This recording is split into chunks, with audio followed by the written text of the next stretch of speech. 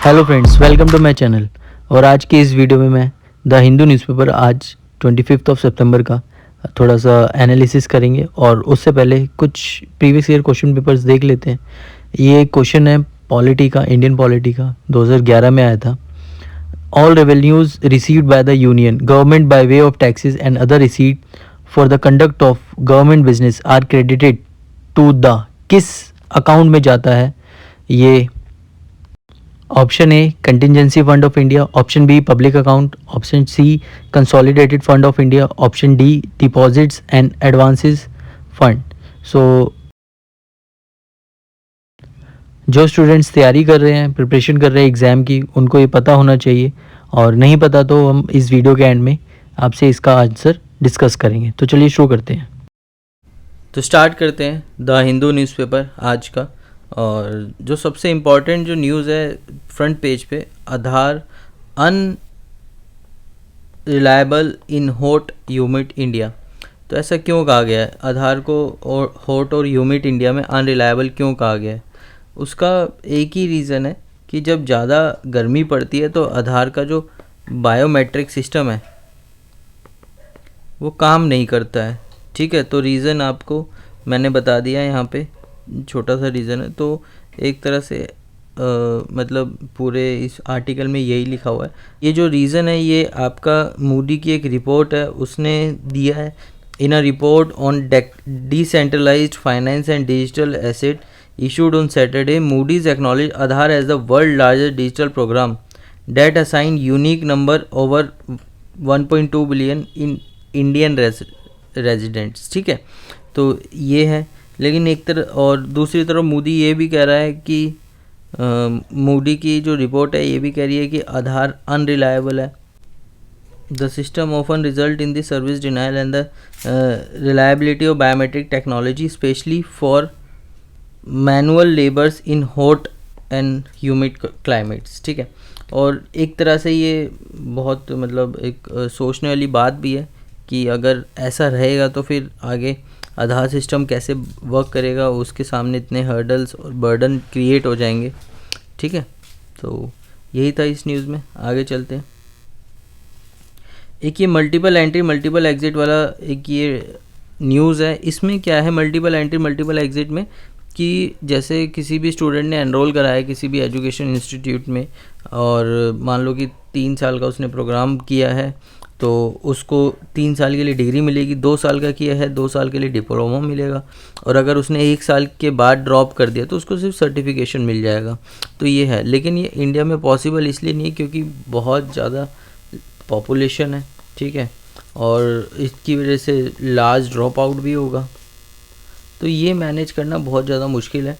और ये new education policy जो थी, नेशनल एजुकेशन पॉलिसी 2022 में ME multiple entry multiple exit for student offer किया गया था। एक ग्रेटर मतलब अपॉर्चुनिटी थी और फ्लेक्सिबिलिटी स्टूडेंट्स के लिए। ठीक है, ये है। Kerala to decide soon on socio economic caste and census to revise OBC list.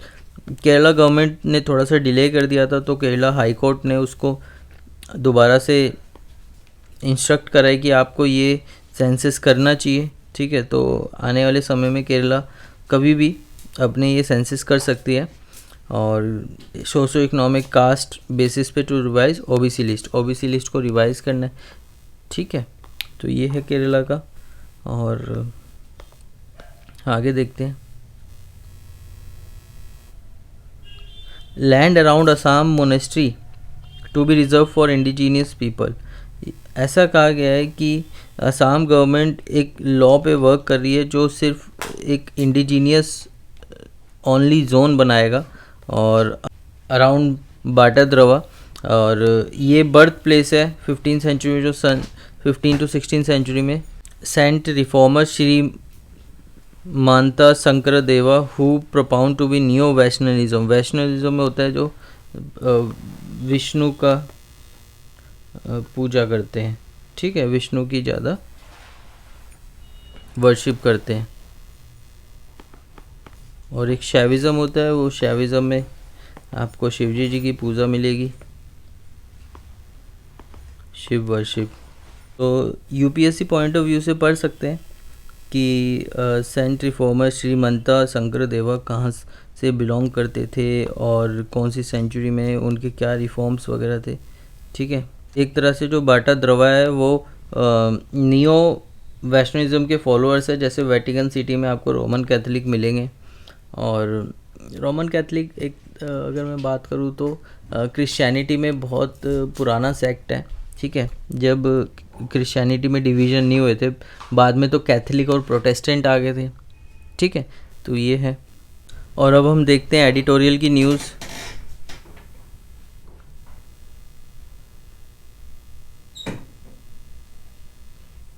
और अब हम देखते हैं एडिटोरियल में क्या है आज के एडिटोरियल में। और बहुत ज़्यादा इम्पॉर्टेंट है ये वाला heading, simultaneous poll but only in presidential system. Prashant Bhushan जो एक एडवोकेट है सुप्रीम कोर्ट के, उन्होंने ये डिफ़ाइन करा है कि one nation one election possible नहीं है। अगर इस बार करा लिया जाएगा तो हो सकता है अगली बार नहीं करा पाएंगे। रीज़न इसके पीछे ये कि कभी कभार जब गवर्नमेंट के अगेंस्ट में नो कॉन्फिडेंस मोशन पास होता है और गवर्नमेंट जब कॉन्फिडेंस नहीं दिखा पाती है तो उसको कहीं ना कहीं रिज़ाइन करना पड़ता है। ठीक है, लोकसभा डिज़ोल्व हो जाती है, और लोकसभा डिज़ोल्व होने के बाद और कुछ टाइम के बाद फिर से दोबारा इलेक्शन कराए जाते हैं। ठीक है, तो ये रहता है इसमें टोटल। अभी मैंने आपको मतलब ये पूरे इसमें आर्टिकल में यही था। और अगर आपको वन नेशन वन इलेक्शन करना है तो वो सिर्फ और सिर्फ प्रेसिडेंशियल सिस्टम में ही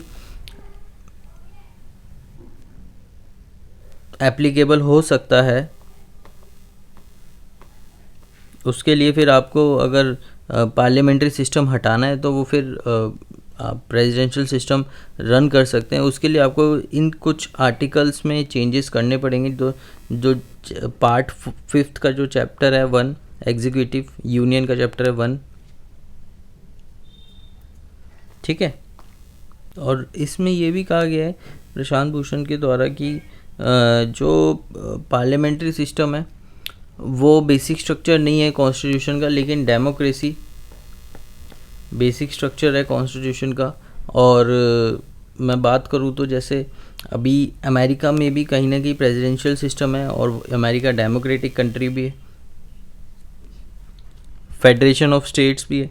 ठीक है, तो ये सब चीज़ें हैं, इसमें बहुत सारे आप लोग देख सकते हैं। However in my view, Prashant Bhushan ji कह रहे हैं, in my view that would not still make the parliamentary part of the basic structure. Parliamentary system basic structure का पार्ट नहीं है, बट डेमोक्रेसी है, और अमेरिका भी एक डेमोक्रेटिक कंट्री है। ठीक है, तो उसमें भी प्रेसिडेंशियल सिस्टम रन हो रहा है। तो यही सब है इस आर्टिकल में। काफ़ी समय से ये इशू न्यूज़ में चल रहा है कि चाइना ने डिनायल कर दी एंट्री अरुणाचल प्रदेश के प्लेयर्स की। ठीक है, तो अभी वहाँ पर जो एशियन गेम्स हो रहे हैं उसमें एशियन गेम्स के जो प्रेसिडेंट है उन्होंने भी चाइनीज़ जो प्रेसिडेंट है उनसे बात करी है, लेकिन अभी तक कोई समाधान नहीं निकला है। ठीक है, तो ये एक चलता रहेगा। ये चाइना की अपनी मोनोपोली है, उसको क्या करना है क्या नहीं करना है। और इसके रहते हुए अनुराग ठाकुर ने अपना विज़िट भी कैंसिल कर दिया था, तो चाइना को इससे कोई फ़र्क पड़ता नहीं मुझे लगता है। थोड़ा सा हमें हार्श स्टेप्स लेने पड़ेंगे। अब हुआ क्या था, फरवरी लास्ट ईयर में बीजिंग में एक तरह से जो पीपल्स लिबरेशन आर्मीज़ के जो कमांडर हैं, जो गालवान वैली में जब क्लैश हुआ था तो वो इन्वॉल्व थे उसमें। और जब विंटर ओलंपिक्स आए तो विंटर ओलंपिक्स में वो टॉर्च बियरर भी दिखे, एज अ टॉर्च बियरर वो टॉर्च लेते हुए भी दिखे थे। ठीक है, तो कहीं ना कहीं ये सब चीज़ें, जो ये सब एक्ट है चाइना का, ये दिखाता है कि मतलब इंडिया को कैसे डोमिनेट करना है, किस किस प्लेटफॉर्म पे डोमिनेट करना है और कैसे कर सकते हैं। ठीक है, तो ये इम्पोर्टेंट नहीं है आर्टिकल। नेक्स्ट आर्टिकल देखते हैं, इम्पोर्टेंट नहीं है। ये इकोनॉमिक कॉरिडोर के बारे में बात करी गई है, जो G20 में इंडिया टू यूरोप का जो कॉरिडोर है। ठीक है, अच्छा इसमें एक चीज़ हो रही कि इज़राइल को इनविटेशन नहीं दिया गया था। इज़राइल इंडिया का बहुत इम्पोर्टेंट फ्रेंड है, अभी हाल फिलहाल में बहुत ज़्यादा अच्छे रिलेशंस बिल्डअप हो गए पीएम मोदी के टेन्योर में, ठीक है। तो लेकिन उसको इनविटेशन नहीं दिया गया। इसके पीछे का रीज़न क्या हो सकता है वो तो हम आगे जाके पता चलेगा, ठीक है। और इज़राइल से अब जितने भी जिस भी कंट्रीज़ के कन्फ्लिक्ट थे वो सब रिजॉल्व हो रहे हैं धीरे धीरे। जैसे हमने कल पढ़ा था अब्राहम अकॉर्ड के बारे में, ठीक है, जिसमें यूएई और इज़राइल के मतलब रिलेशनशिप के बारे में बात करी थी। उन्होंने पीस को टारगेट किया था, पीस पे एग्रीमेंट किया था, और ये जियोपॉलिटिक्स का एक टॉपिक है, ठीक है। तो यही सब है। इसमें भी ये भी दिया गया है कि प्रेसिडेंट जिनपिंग जब प्रेजेंट नहीं थे G20 में, और रशियन प्रेसिडेंट भी प्रेजेंट नहीं थे, तो उससे कुछ ज़्यादा फ़र्क पड़ा नहीं। तो हमारा जो दिल्ली डिक्लेरेशन था वो सक्सेसफुली पास हुआ, ठीक है। तो यही सब है। नेक्स्ट चलते हैं, taking India back to drawing board. अब ये जो है ये वुमेन रिजर्वेशन बिल से है ये आर्टिकल, ठीक है। इसमें ये बताया गया है कि जैसे 21 में सेंसस होना था, 2021 में सेंसस होना था, लेकिन अब वो 31 में होगा, 2031 में। तो गवर्नमेंट कह रही है कि नहीं, उसको 2026 में करा लेंगे, तुरंत इलेक्शंस के बाद करा लेंगे, ठीक है। तो फिर उसके बाद क्या होगा कि डीलिमिटेशन भी होगा। डीलिमिटेशंस में क्या होता है कि जितने भी कॉन्स्टिट्यूंसी होती है उनकी सारी जो बाउंड्रीज होती है उनको देखा जाएगा, और हो सकता है कुछ चेंज भी किया जाए, कुछ सीटें बढ़े भी। तो इस वजह से न्यू लोकसभा में 800 सीटों के लिए जगह बना दी गई है। हो सकता है इन फ्यूचर सीटें भी बढ़े। तो इस पूरे आर्टिकल में यही था, ज़्यादा इसमें कुछ है नहीं पढ़ने के लिए, ठीक है। आगे चलते हैं। आगे मेरे को अब कोई इम्पोर्टेंट न्यूज़ लगी नहीं। ये एक इम्पॉर्टेंट न्यूज़ हो सकती है, defence board discuss the plan for second Vikrant like carrier. तो डिफेंस बोर्ड ने मांगा है कि हमें दूसरा एक विक्रांत की तरह एक और कैरियर दिया जाना चाहिए, ठीक है। और उस प्रोजेक्ट की एस्टिमेट कॉस्ट हो सकती है 40,000 करोड़ की। और ऐसा होता है कि जो ये INS विक्रांत है, ये एक तो अराउंड 45,000 टन्स का इसका वेट है, ठीक है। और इसकी जो एंड्योरेंस है वो अराउंड 7500 नॉटिकल माइल्स है। और ये एक तरह से स्टो बार के लिए है, स्टो बार ऑपरेशंस कर सकता है। स्टो बार होता है short take off but arrested recovery. और एक और ऑपरेशन होता है ऐसी स्टो बार की तरह, एक और टो बार होता है। उसमें क्या होता है कि take off but arrested recovery system for launch aircraft as well as full electric propulsion, ठीक है। तो इसमें ये दोनों इतने कैपेबल होते हैं कि ये अपने प्लेटफॉर्म से टेक ऑफ करा दे किसी भी एयरक्राफ्ट को। और स्टो बार तो आपका equipped with the ski jump for launch aircraft and set 3 arrester wires for the recovery on board, ठीक है। तो कहीं ना कहीं जो स्टो बार है वो आपका एयरक्राफ्ट लॉन्च करने में हेल्पफुल रहता है। और जो आपका ये टो बार है वो एयरक्राफ्ट तो लॉन्च करेगा ही करेगा, लेकिन फुल इलेक्ट्रिक प्रोपल्शन से। इलेक्ट्रिक प्रोपल्शन एक तरह से बहुत तेज थ्रस्ट जनरेट करता है, और वो जनरली कहीं ना कहीं सोलर एनर्जी से चार्ज होता है, ठीक है। और ऑब्वियसली टेक ऑफ के लिए थ्रस्ट होना बहुत ज़्यादा ज़रूरी है, तभी बहुत हाई स्पीड से या बहुत हैवी लोड्स अगर होगा तो वो टेक ऑफ कर पाएगा। तो इसमें यही इतना ही इम्पोर्टेंट है। UPSC पॉइंट ऑफ व्यू से आपकी फुल फॉर्म आ सकती है टो बार और स्टो बार। क्या है STOBAR? Take off but assisted.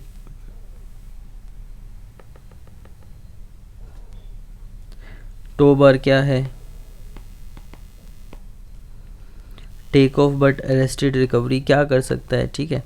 और एक स्टो बार होता है। तो इनकी फुल फॉर्म आ सकती है, पूछ सकता है। आगे चलते हैं नेक्स्ट। जयशंकर जी ने अभी UN की जो जनरल मीटिंग हुई है उसमें वर्ल्ड को डबल स्टैंडर्ड बताया कि ज़्यादातर वर्ल्ड डबल स्टैंडर्ड है, ठीक है, कोविड के टाइम पे इंडिया ने इतनी हेल्प करी थी, लेकिन अभी वर्ल्ड अब मतलब सबका मतलब निकल जाता है तो कोई फिर बाद में ध्यान देता नहीं है। तो यही है, इस आर्टिकल में ज़्यादा कुछ है नहीं, बाकी आगे देखते हैं। वैक्सीन व्हील इन यूपी, इसमें ज़्यादा पढ़ने का नहीं है, इसमें सिर्फ आपको एक चीज़ याद रखनी है, चाय, ठीक है, उसकी फुल फॉर्म में क्लिंटन हेल्थ एक्सेस इनिशिएटिव। और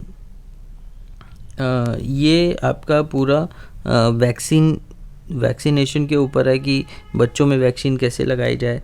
और इसमें एक चाय में क्या रहता है कि एक आपको डिस्क दी जाती है बच्चों को, जिसमें दो होती है, एक छोटी डिस्क होती है, शॉर्ट होता है, एक होता है लॉन्ग, ठीक है। तो शॉर्ट जो डिस्क होता है वो आपके वैक्सीन्स के बारे में डिटेल रखेगा, और जो लॉन्ग होता है वो आपका कैलेंडर होता है एक तरह से, ठीक है, जैसे आप लोग देख सकते हैं बच्चों के हाथ में। तो ये है 9 Vande Bharat trains to link religious tourist sites. अभी इस आर्टिकल में ह्यूमन कैपिटल को बहुत ज़्यादा इम्पोर्टेंट बताया गया है, ठीक है। और एक तरह से इसमें मतलब जो सबसे मेजर फैक्टर है ह्यूमन कैपिटल को जो इम्पैक्ट कर सकता है वो इलनेस है, ठीक है। तो हेल्थ सेक्टर बहुत ज़्यादा इम्पोर्टेंट है, हेल्थ सेक्टर में डेवलपमेंट होना बहुत ज़्यादा इम्पोर्टेंट है, जिसकी वजह से आपका ह्यूमन कैपिटल बचा रहेगा, कंट्री का ह्यूमन कैपिटल बचा रहेगा, ठीक है। आगे कोई न्यूज़ नहीं है यूपीएससी पॉइंट ऑफ व्यू से, एग्ज़ाम पॉइंट ऑफ व्यू से। बाकी एक ये ज्योग्राफी का एक हो सकता है, galactic tides pushing and pulling the heavens. तो एक ये एंड्रोमेडा गैलेक्सी है जो मिल्की वे गैलेक्सी के पास आ रही है, और क्या स्पीड है, 110 किलोमीटर प्रति सेकंड पर सेकंड की स्पीड है।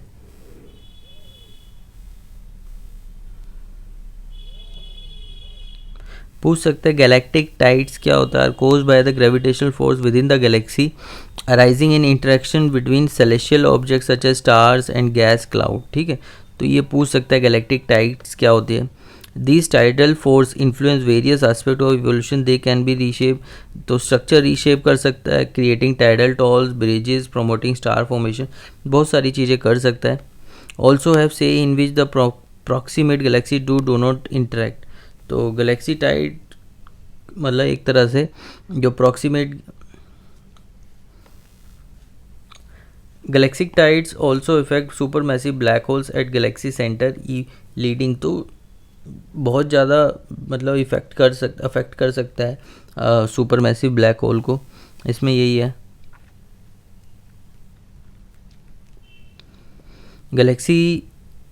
गैलेक्टिक टाइड्स इंपॉर्टेंस हो सकते हैं हमारे लिए स्टडी करने में इवोल्यूशन ऑफ गैलेक्सीज के बारे में, ठीक है।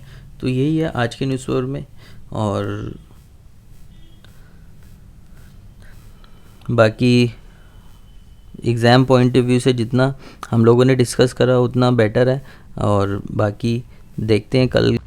और जो हमने स्टार्टिंग में जो क्वेश्चन पूछा था उसका आंसर है सी, कंसोलिडेटेड फंड ऑफ इंडिया।